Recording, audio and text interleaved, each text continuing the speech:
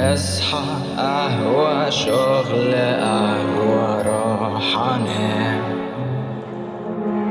اصحى قهوة شغل قهوة راحة نام راحة نام.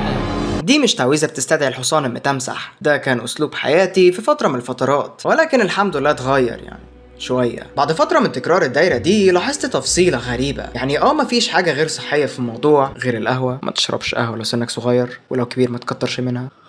المهم ان النقطة اللي بتكلم فيها ان الموضوع طبيعي جدا. اكتر من نص البشر بتصحى وبتشتغل وبتنام، بتشتغل او بتنجز اي حاجة عموما زي مذاكرة او غيره من الالتزامات. بس ما ينفعش تصحى الساعة 10 او 11 او 12 وتبدأ الدايرة دي، ولما تبدأ تنعس تنام الساعة 3 ولا 4 العصر، صح؟ انا بعمل كده. اوكي، الموضوع مش اللي هو انا كول، انا بعمل حاجة محدش بيعملها علشان ابقى مميز، لا، الموضوع مش كده خالص. خلينا مثلا نتكلم عن المذاكرة بجد. انت مثلا مش بتعرف تذاكر او بتذاكر كويس مع كوباية شاي. بس انا بذاكر عادي من غير ما اشرب شاي. الموضوع هنا مش عن الشاي او عن المذاكرة، الموضوع هنا ان انت اكتر شخص عارف نفسك، فبتستغل المعرفة دي عشان تحط نفسك في انسب بيئة تزود لك نسبة الانتاجية. طيب وده ايه علاقته بان انا كائن ليلي زي ما بسميهم؟ هقولك ان انا نسبة الانتاجية بتزيد عندي بالليل لسبب ما، ولكن انا عندي سر خطير جدا ممكن بسببه الطيارة اللي اركبها تختفي لاسباب مجهولة.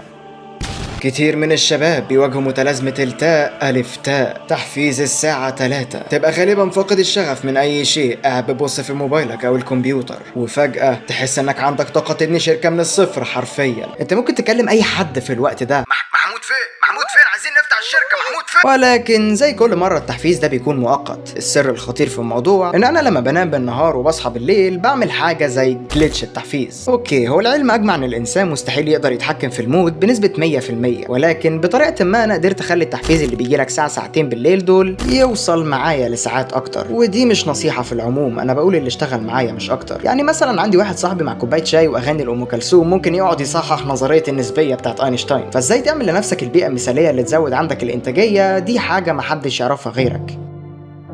دلوقتي انا ممكن اقفل الفيديو بكل سهولة، لكن عشان انا عارف ان ممكن كتير من الناس تفهم الموضوع بشكل غلط لازم اكمل. زي ما قلت ان انت بس اللي تعرف البيئة المناسبة ليك او ايا كان اللي بتعمله عشان تطلع كل مجهودك وتعمل حاجة نظيفة سواء في شغل او في مذاكرة. وفي الفيديو ده انا بحكي عن تجربتي الشخصية، ده مش معناه انك لازم تجرب ده، لانه زي ما بستفاد من الموضوع وبركز في مونتاج او مذاكرة، زي ما في سلبيات كتير للموضوع.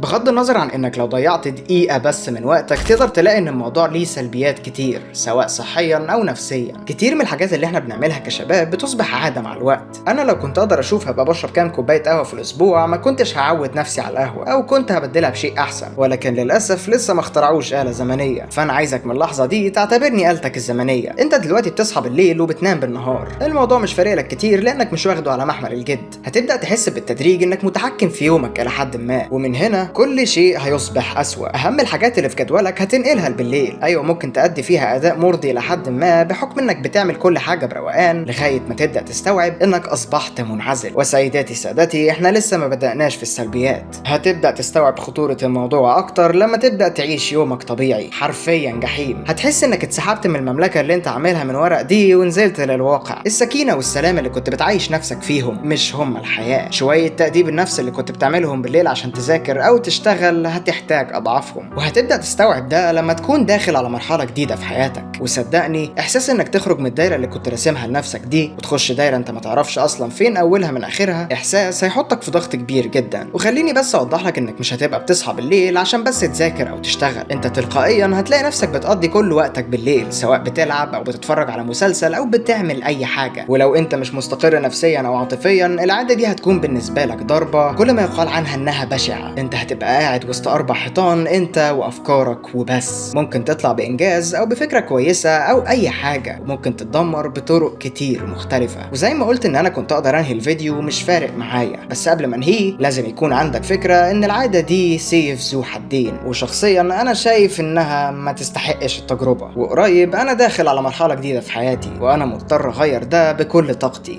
غير اللي هيعدي عليه المرحلة دي عادي جدا لانه شخص طبيعي بيعيش يومه طبيعي، انا هكون مضطر ابذل جهد اكتر منه عشان اظبط حياتي. ففي العموم انصحك تتكيف على البيئة العادية اللي حواليك وتلاقي بديل تاني للعادة دي.